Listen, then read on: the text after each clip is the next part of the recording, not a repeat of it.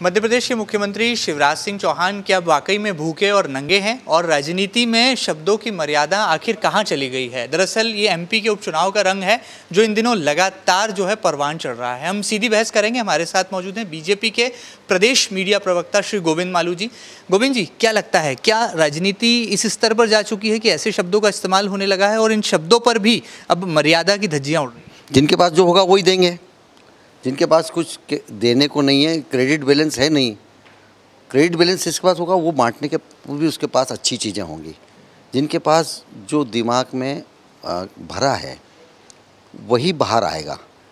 और ये तो महमूद गजनवी के अनुयायी हैं, लुटेरे बन के मध्य प्रदेश में आए हैं और इन्होंने सल्तनत को बेचने का पूरा तय करके आए हैं। फ्रेंचाइजी लेके आए, डिस्ट्रीब्यूटरशिप लेके आए कांग्रेस की, और ये मध्य प्रदेश को बेचने की इन्होंने पहली पादान पीडब्ल्यूडी की संपत्तियां बेचने के लिए इन्होंने बाकायदा समिति बनाई। मैं मजाक नहीं कर रहा हूँ, मध्य प्रदेश को बेचने की शुरुआत कर दी थी कमलनाथ जी ने। ये तो भला हो कि ज्योतिरादित्य सिंधिया जी ने उसको ताड़ कर, क्योंकि उनके चेहरे पे आप मुझे दिखाकर कोई माल बेचें और आप उसका मूल्य नहीं चुकाएं तो प्रतिष्ठा तो मेरी जाएगी।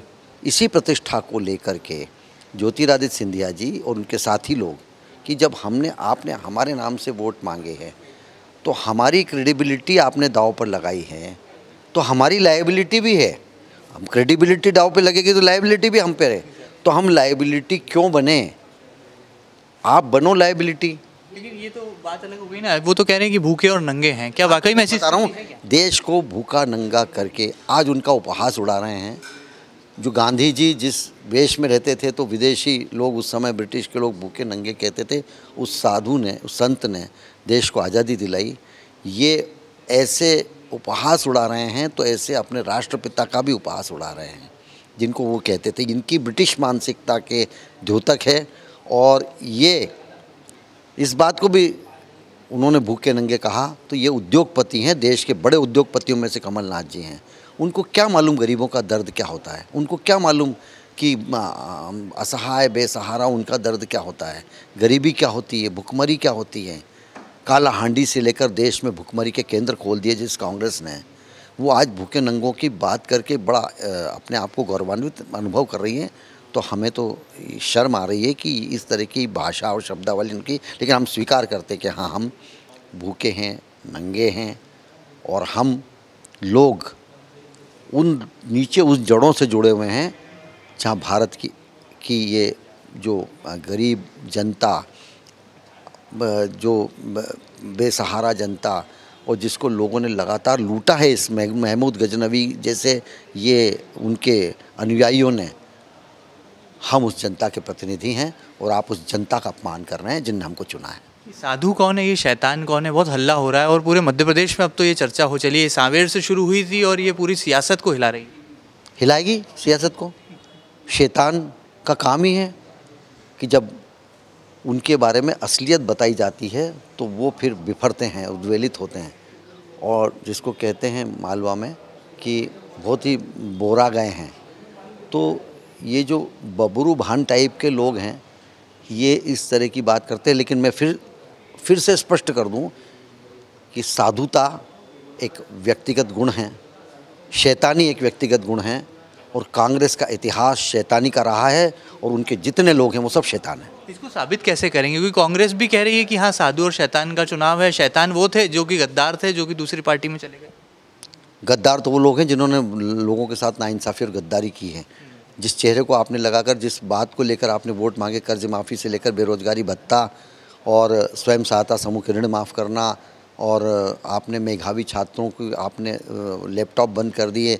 आपने कहा कि हम विवाह निकाह योजना के लिए 51,000 देंगे, उनके बच्चे तक पैदा हो गए, उनको आपने रुपया नहीं दिया। आपने जो वादा खिलाफी, नाइंसाफ़ी और जो गद्दारी की है, गद्दार असली तो आप हैं। उस गद्दारी के कारण, जो जनता से आपने गद्दारी की, उसके कारण इन्होंने जनता के पक्ष में खड़े होकर और आपको और सत्ता को लात मार के बाहर आ गए। साधु और शैतान का हंगामा इसी तरह से चलता रहेगा? आप अंत तक साबित करते रहेंगे कि विपक्षी दल ही शैतान है? साबित करने का सवाल ही नहीं है, तो साबित है। जनता की नज़र में शैतान कौन है, साधु कौन है। 42 और 55 सीटें आई हैं, देख लीजिए। और मध्य प्रदेश तो छोड़ दीजिए, बिहार, उत्तर प्रदेश और जहाँ पर पश्चिम बंगाल में जब गए आज तक नहीं आए, तमिलनाडु में गए आज तक नहीं आए, आंध्र में गए आज तक नहीं आए। और जो लोकल जो स्थानीय छोटे दल वो इनको आंख दिखा रहे हैं। चौथी पादान पर खड़े, 5वीं पे नीचे फिसल जाएंगे और ये समुद्र में चले जाएंगे। इनका निशान, नामो निशान भी नहीं मिलेगा। ज्योतिरादित्य सिंधिया को क्यों भूल रही है आपकी पार्टी? आज इलेक्शन रथ जो है, चुनावी रथ जारी किए गए, हाईटेक रथ थे, उस पर 2 तस्वीर थी, शिवराज सिंह चौहान की और विष्णुदत्त शर्मा जी की, लेकिन ज्योतिरादित्य सिंधिया नदारद है। ज्योतिरादित्य सिंधिया तो लोगों के दिलों पर राज कर रहे हैं, भारतीय जनता पार्टी के बड़े नेता हैं, लेकिन एक सिस्टम है पार्टी का, एक निश्चित हमारे यहाँ पर यदि मैं प्रदेश अध्यक्ष हूँ तो पहले वाले प्रदेश अध्यक्ष सामने बैठेंगे। ये हमारे यहाँ का सिस्टम है। जो पद पर है, जो जिम्मेदारी पर है, उसको हम आगे करके, शिवराज सिंह चौहान मध्य प्रदेश के मुख्यमंत्री हैं, देश के प्रधानमंत्री नरेंद्र मोदी जी हैं। आप कहेंगे कि नरेंद्र सिंह तोमर का क्यों नहीं, दूसरा कहेगा कि कैलाश विजयवर्गीय का क्यों नहीं। ये सब भी तो नेता हैं, राष्ट्रीय महामंत्री भी हैं, वो केंद्र में मंत्री है, थावर चंद जी केंद्र में बड़े मंत्री हैं। तो कांग्रेस तो कह रही है कि सिंधिया जी का कद घट गया बीजेपी में। ये सब व्यक्तिवाद और ये वंशवाद, परिवारवाद और ये जो जिस तरीके से डिस्ट्रीब्यूटरशिप ये कांग्रेस में होती है, भारतीय जनता पार्टी में एक सामूहिक नेतृत्व है, लेकिन एक लक्ष्य है, एक आराध्य है, एक देव है, एक सामने एक नेतृत्व करता है जिस पर हमको भरोसा होता है। हम ऐसी पार्टनरशिप फर्म नहीं बनाते हैं और हम ऐसा नहीं करते हैं कि जैसे 6 लोग हैं उनके बीच में एक गिरोह है और बांट दिया अपनी अपनी सल्तनत, तुम यहाँ की जागीर ले जाओ, तुम वहाँ की ले जाओ, तुम वहाँ की ले जाओ। कमलनाथ अपने, दिग्विजय सिंह अपने, ये जो सीटों की बंदरमाट तो सबको मालूम है, आप लोग खूब दिखाते हैं और प्रकाशित करते हैं कि किस तरह से ये सिंधिया कोटे का, ये दिग्विजय कोटे का। यहाँ कोई कोटा नहीं है, यहाँ तो भारतीय जनता पार्टी और कमल के कोटे का आदमी है। बीजेपी के दिल में है सिंधिया, बीजेपी में है सिंधिया, सिंधिया में बीजेपी है। अब क्या बचा है? वो विचारधारा से अनुप्राणित होकर सर्वग्राही, सर्वस्पर्शी और सर्वव्यापी भारतीय जनता पार्टी के साथ वो खड़े हैं। और उस विचार को देखिए, जहाँ जो रहता है, किसी विदेश में कहीं रहेगा तो वो वहाँ पर उनके सिस्टम का पालन करेगा। सऊदी अरब में लोग जब हमारे यहाँ के नौकरी करते हैं तो वो खुले रूप से अपनी पूजा उपासना नहीं कर पाते। रमज़ान के दिनों में भी उनको अंदर लॉकडाउन जैसा बंद रहना पड़ता है, तो वो वहाँ नौकरी करना है तो करना पड़ेगा। ऐसा ही यदि हमारी पार्टी में कोई है तो हमारे यहाँ के सिस्टम का पालन करेगा। कांग्रेस में था तो कांग्रेस में उच्छृंखलता थी, वहाँ सल्तनतवाद था, वहाँ गिरोहवाद था, यहाँ ऐसा नहीं है। तो सिंधिया को नियमों का पालन करना, सिंधिया तो वैसे ही अनुशासित व्यक्ति हैं और ये जब पार्टी में आए तो उनको मालूम है कि यहाँ का सिस्टम क्या। हम किसी आपके घर आऊँगा तो मेरे को आपके घर का सिस्टम मालूम है कि जूते बाहर उतार के अंदर जाना है।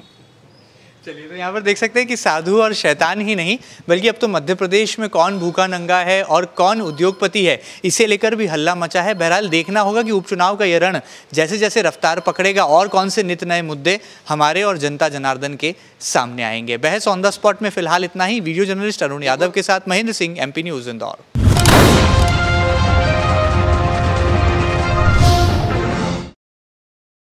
MP की नब्ज, MP का हाल, मध्य प्रदेश की हर खबर MP न्यूज़ TV के साथ। लगातार खबरों के लिए सब्सक्राइब करें हमारा YouTube channel MP news TV।